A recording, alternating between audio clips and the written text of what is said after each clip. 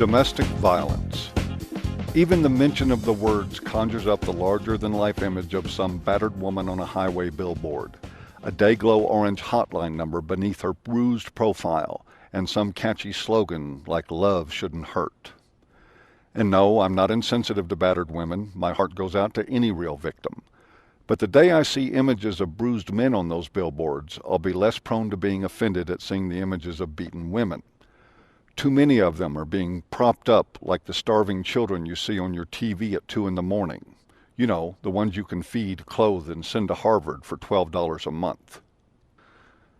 The myth we embrace about all this is simple and designed for the simple-minded. Domestic violence is almost exclusively perpetrated by men against women. Even better, it means brutish thugs pounding the crap out of Mary Poppins for burning the toast. And here and there, that's true. But if you think it defines the problem or even comes close, you need to take Dr. Phil off your TiVo to-do list and start picking up some real books. This nonsense didn't spring up out of thin air. It was and is the raison d'etre of feminists and their claim of patriarchal domination and how that extended into the home and family. It makes sense, especially if you don't think about it, and of course we didn't, so the idea spread like chlamydia in a cat house.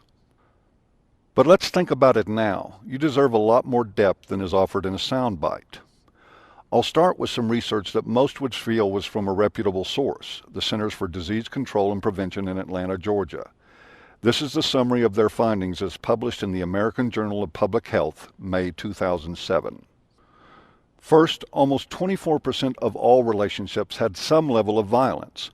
Half of those relationships involved just one of the partners being violent, the other half were reciprocally violent. Now, in relationships where violence was perpetrated by just one person, over 70% of that was committed by the woman. Did you get that? In all relationships in that particular study, more than 7 out of 10 batterers were female. Let's look even closer at the data as it relates to relationships where both partners are violent.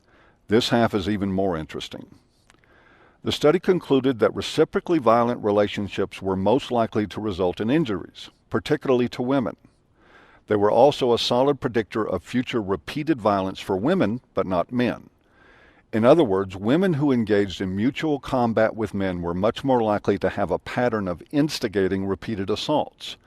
Men's violence was much more likely to be isolated and, contrary to the redundant assertions of feminists, not likely to be repeated.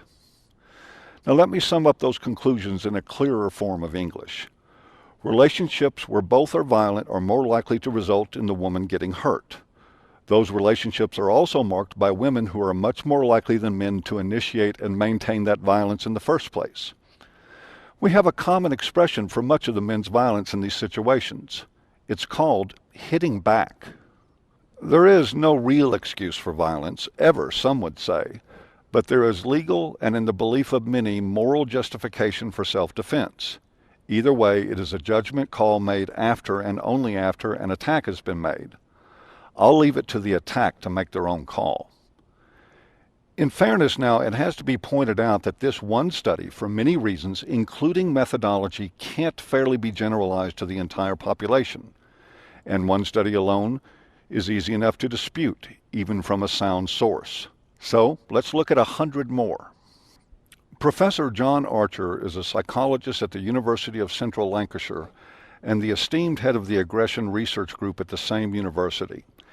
In his analysis of 100 British and American studies, he concludes that women are more likely than men to initiate violence in their relationships and are more likely to be aggressive more frequently. He also addresses the myth that women are only violent as a matter of self-defense by reporting that 29% of female college students admitted to physically attacking their boyfriends when no threat was perceived. I know feminists won't be convinced by this, nor will they be by several hundred more studies, but let's look at them anyway.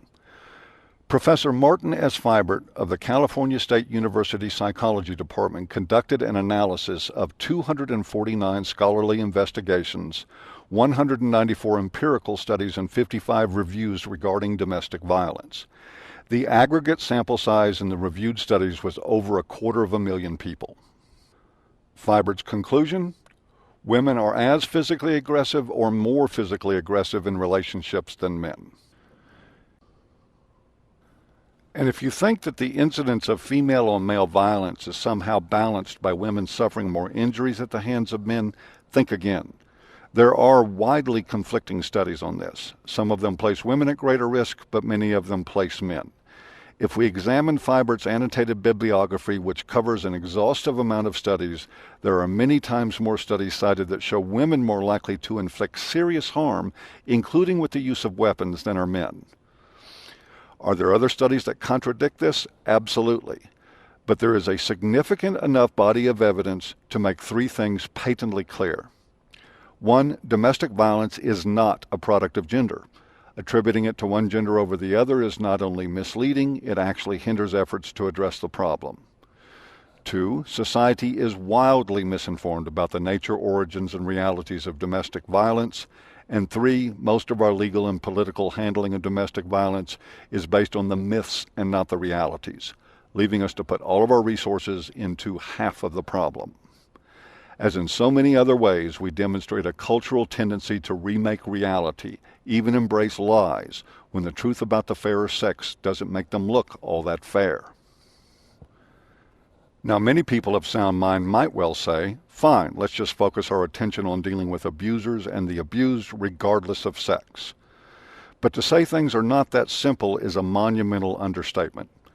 Richard Gellis is currently a dean at the University of Pennsylvania and holds the Joanne and Raymond Welch Chair of Child Welfare and Family Violence in the School of Social Policy and Practice. He is an internationally known expert in domestic violence and was influential in the passage of the Adoption and Safe Families Act of 1997.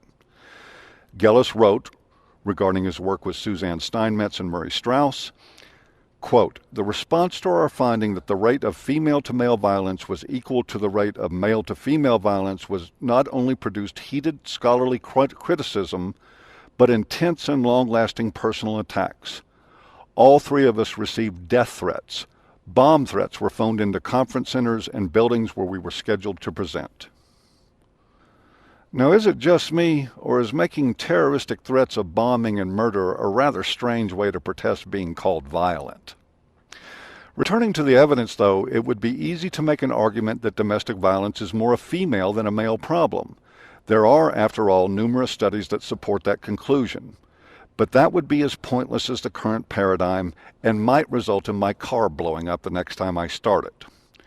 So for those of you screaming for me to quit picking on women and take gender out of the equation, that is precisely what I'm doing, and what I'm asking you to do once and for all. If you really believe that all violence is bad and shouldn't be tolerated, then here's what you can do to prove it. Write Vice President Biden and tell him to seek an end to the Violence Against Women Act, the legislation he authored that allocates billions to women victims but leaves men totally out of the picture. Men are, after all, injured by domestic violence too, 835,000 of them per year in America alone. Start holding shelters and social services to account when they have no real programs designed for men. Their failure to do this is institutionalized sexism and needs to go. Confront police and prosecutors for their actions. Men who call police for help when attacked by their partners are more likely than not to be the one arrested regardless of the circumstances. Victims should be helped, not arrested, incarcerated, and stigmatized. Be sure to express your objections to and boycott media outlets and corporations like Pepsi and FedEx that use men getting abused as a sight gag in their advertising. When you see or hear a public service announcement that says something like a woman is abused in her home every 15 seconds, realize that it is actually a public deception, a convoluted half-truth based in blind bigotry and callous indifference to the victimization of men. Those are a few good beginnings, but you can best start by simply and publicly acknowledging what so few seem to know.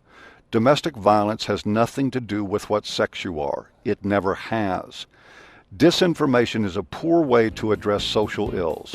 In fact, it just breeds more of them.